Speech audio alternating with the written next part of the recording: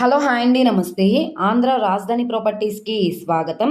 So ఎవరైతే మాకు ఒక పెద్ద స్థలంలో ఇండిపెండెంట్ హౌస్ కోసం మేము చూస్తున్నాము, లేదనుకుంటే తక్కువ బడ్జెట్లో ఉండాలి, విలేజ్ నేటివిటీ తోటి ఉండాలి, ఎటువంటి సౌండ్ పొల్యూషన్ కానీ ఎయిర్ పొల్యూషన్ కానీ ఇలాంటివి ఏమీ ఉండకూడదు, సిటీకి దగ్గరగా ఉండాలి అనుకుంటే ఈ property మీకోసమేనండి.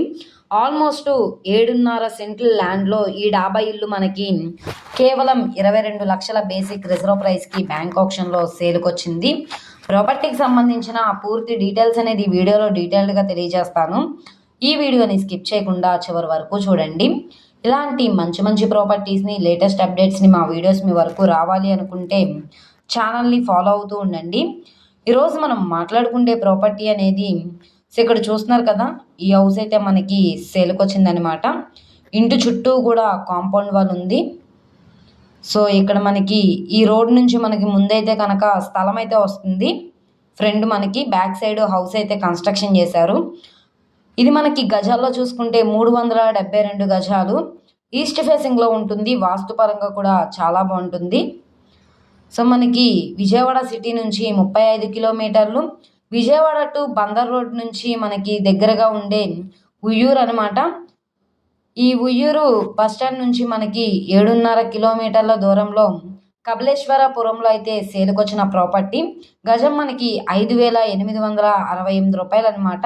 So building valuation, land valuation చూసుకుంటే గజం మనకి 5,868 రూపాయలు. 21,83,155 రూపాయలు అన్నది మనకి బేసిక్ రిజర్వ్ ప్రైజు. ఆల్మోస్ట్ 22 లక్షలు అనమాట. ఇక్కడి నుంచి మనకి బ్యాంక్ ఆప్షన్లో రేట్ అనేది ఇంక్రీజ్ అయ్యే అవకాశం అయితే ఉంటుంది.